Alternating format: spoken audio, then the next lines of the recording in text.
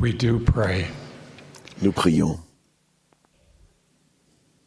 and give gratitude et nous sommes reconnaissants which were given pour la bénédiction qui a été donnée. in the concluding session of this. Au commencement de la dernière session de cette conférence historique, Join you in expressing gratitude je me joins à vous pour exprimer ma gratitude pour l'honneur de soutenir in the first presidency, le président Elder Cook and the quorum of the 12 and Henry B. Eyring de la première présidence the seven presidents of 70. et un membre du collège des 12 I offer apôtres them my love and support. et de la présidence des 70. Je leur offre mon amour et mon soutien et témoigne qu'ils sont appelés de Dieu par un prophète vivant, le président Gordon B. Hinckley, The spirit of revelation and prophecy. selon l'esprit de révélation et de prophétie. It is that I'd like to talk to you today. C'est de cela que j'aimerais vous parler aujourd'hui.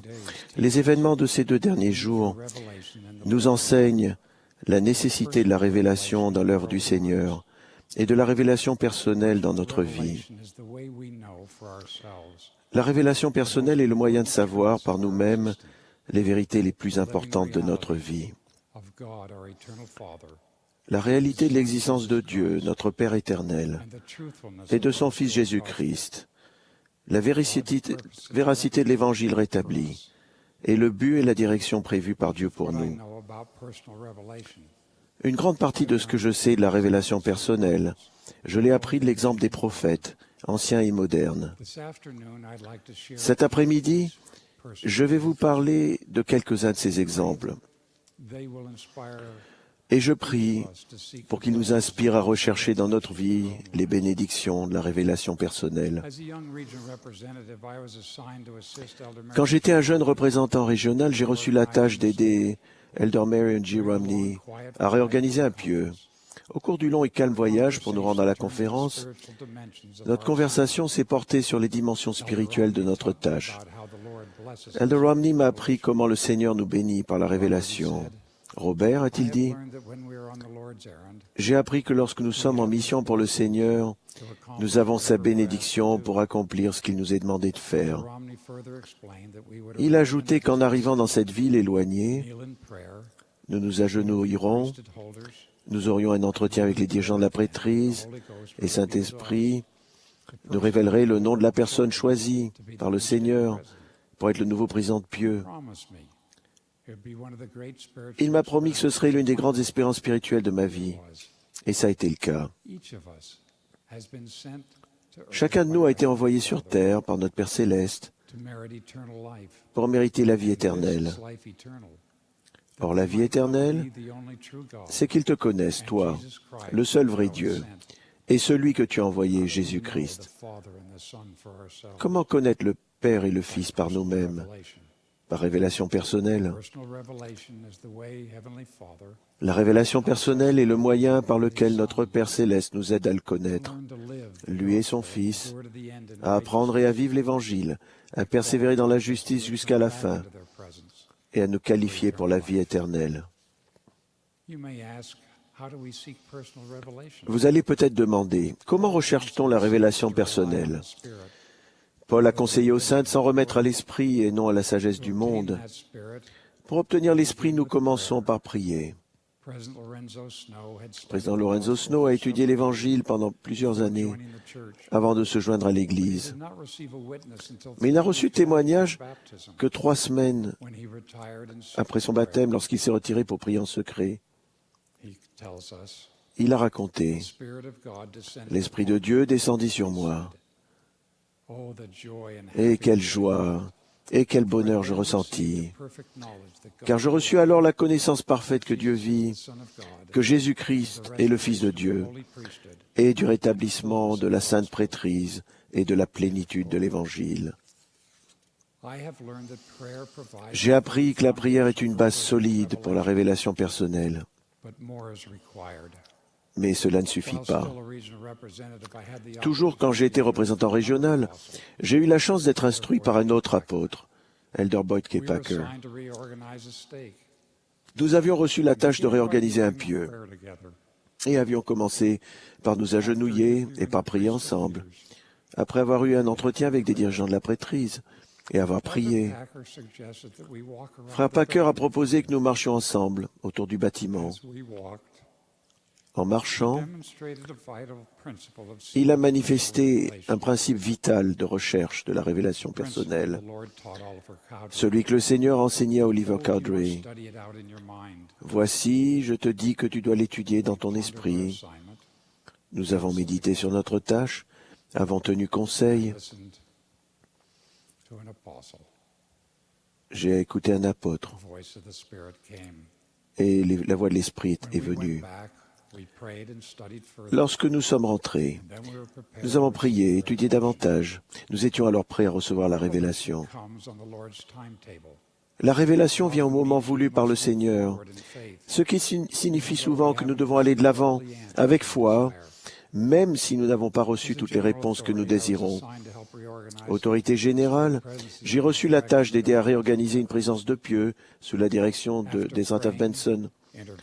Après avoir prié, eu des entretiens, étudié et prié encore, Frère Benson m'a demandé si je savais qui serait le nouveau président.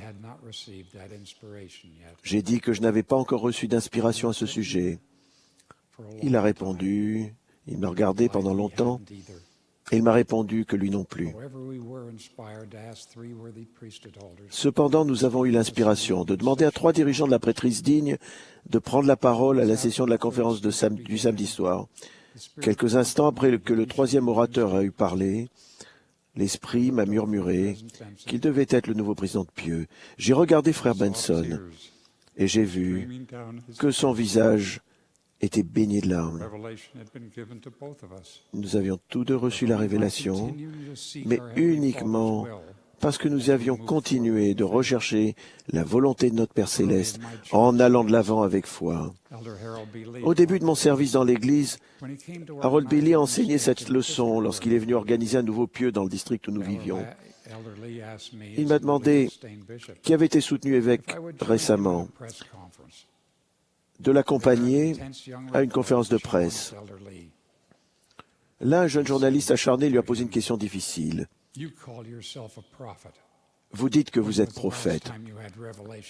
Quand avez-vous eu une révélation pour la dernière fois? Et à quel sujet? Frère Lee s'est arrêté, puis, le regardant directement, a répondu avec une douce voix. Hier après-midi, vers 15 heures, nous étions en train de prier pour savoir qui appeler comme nouveau président de Pieux, et il nous a été manifesté qui ce devait être. Le cœur du reporter a changé. Je n'oublierai jamais l'Esprit qui est venu dans cette pièce. Quand Frère Lee a témoigné avec force de la révélation que les personnes qui cherchent avec foi à faire la volonté du Seigneur peuvent recevoir.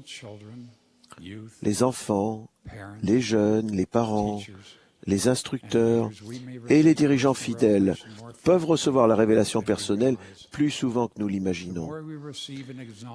Plus nous recevons et reconnaissons la révélation personnelle, plus notre témoignage grandit. Quand j'étais évêque, mon témoignage grandissait chaque fois que je recevais la révélation pour lancer des appels aux membres de la paroisse. Ce témoignage s'est fortifié chaque fois que j'ai vu des autorités et des officiers généraux, des 70 d'interrégion et des présidents de Pieux être appelés ou se voir confier de nouvelles tâches. Chose plus importante encore, je suis fortifié par les révélations personnelles que je reçois dans mon rôle de fils de Dieu, de mari et de père.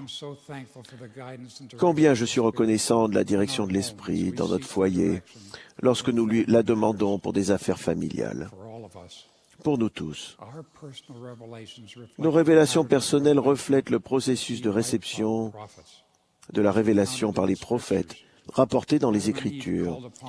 Adam et Ève ont invoqué le Seigneur et ont reçu des révélations personnelles, notamment la connaissance du Sauveur. Enoch, Abraham et Moïse ont recherché le bien-être de leur peuple et ont reçu des révélations merveilleuses recueillies dans la perle de grand prix. La révélation personnelle d'Élie lui est parvenue par l'intermédiaire d'un murmure doux et léger, celle de Daniel dans un rêve. La révélation personnelle de Pierre lui a donné le témoignage que Jésus est le Christ. Léhi et Néphi ont reçu des révélations concernant le Sauveur et le plan du salut.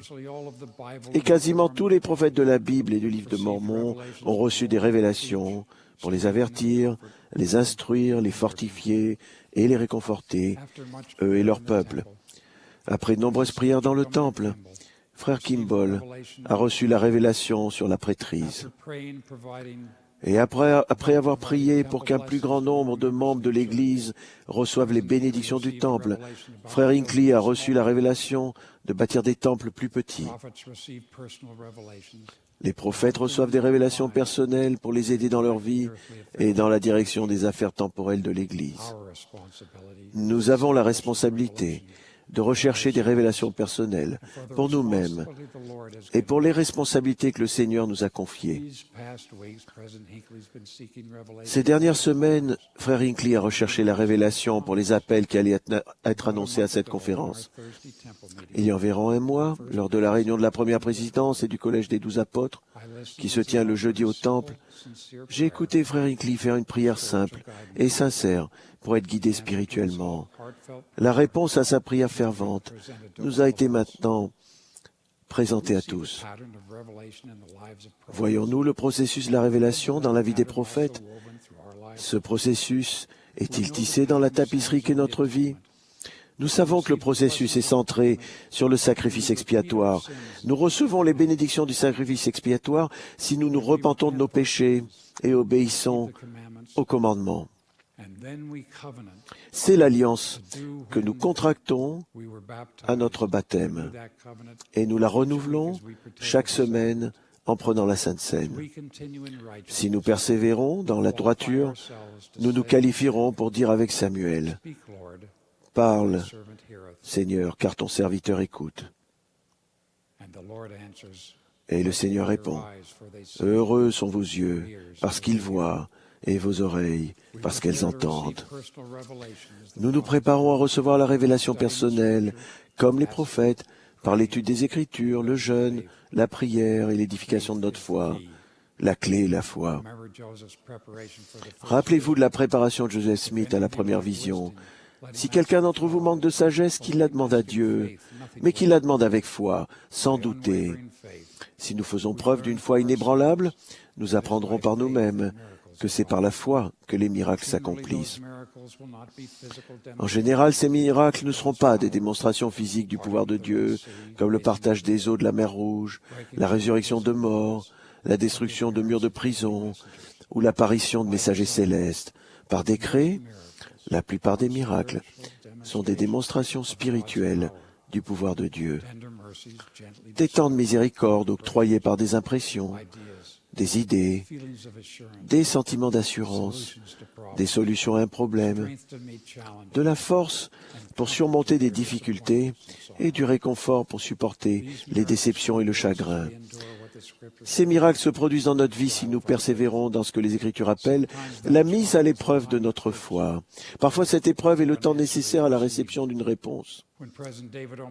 Lorsque le président David O. McKay était jeune et qu'il gardait le bétail, il a recherché un témoignage, mais il ne l'a reçu que de nombreuses années plus tard, alors qu'il faisait une mission en Écosse. Il a écrit « C'était la manifestation pour laquelle, dans le doute de l'adolescence, j'avais secrètement prié avec ferveur dans les collines et dans les prés. C'était pour moi l'assurance que les prières sincères reçoivent une réponse, un jour, quelque part. La réponse peut être « Pas maintenant, sois patient et attends. » Je témoigne que dans les collines et dans les prés, dans un bois ou dans le secret, ou dans les éternités à venir, les paroles du Seigneur adressées à chacun de nous s'accompliront. Demandez et l'on vous donnera. Cherchez et vous trouverez. Frappez et l'on vous ouvrira. Bien qu'il nous a commandé de ne pas chercher de signes, il nous est commandé de rechercher avec ferveur les meilleurs dons. Ces dons comprennent le Saint-Esprit et la révélation personnelle. Cette révélation viendra ligne sur ligne, précepte sur précepte. Et comme le Sauveur l'a dit, à celui qui reçoit, je donnerai davantage. Tandis que nous quittons cette conférence, je lance l'appel à chacun de nous de rechercher davantage l'Esprit de Dieu et d'en recevoir une mesure supplémentaire. Le Sauveur a prié pour que ses disciples du Nouveau Monde reçoivent l'Esprit. Ensuite, comme exemple pour nous tous, il a remercié notre Père Céleste de l'avoir donné. Suivant son exemple, prions pour avoir l'Esprit de Dieu et remercions de nombreuses et merveilleuses bénédictions qu'il nous accorde. Remercions le Seigneur pour les nombreuses bénédictions qu'il nous a données. Je rends témoignage que Jésus-Christ vit et qu'il dirige son Église par l'intermédiaire d'un prophète vivant, le président Gordon B. Hinckley. Je sais que le président Hinckley dirige cette Église par révélation. Comme l'a dit Alma, voici, je vous dis que ces choses me sont révélées par l'Esprit Saint de Dieu. Voici, j'ai jeûné et prié de nombreux jours.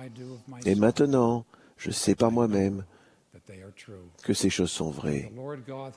Car le Seigneur Dieu me les a manifestées. Et c'est là l'esprit de révélation qui est en moi. Puissions-nous chacun recevoir l'Esprit, les bénédictions de la révélation personnelle, et savoir par nous-mêmes que ces choses sont vraies. C'est là ma prière fervente, au nom de Jésus-Christ. Amen.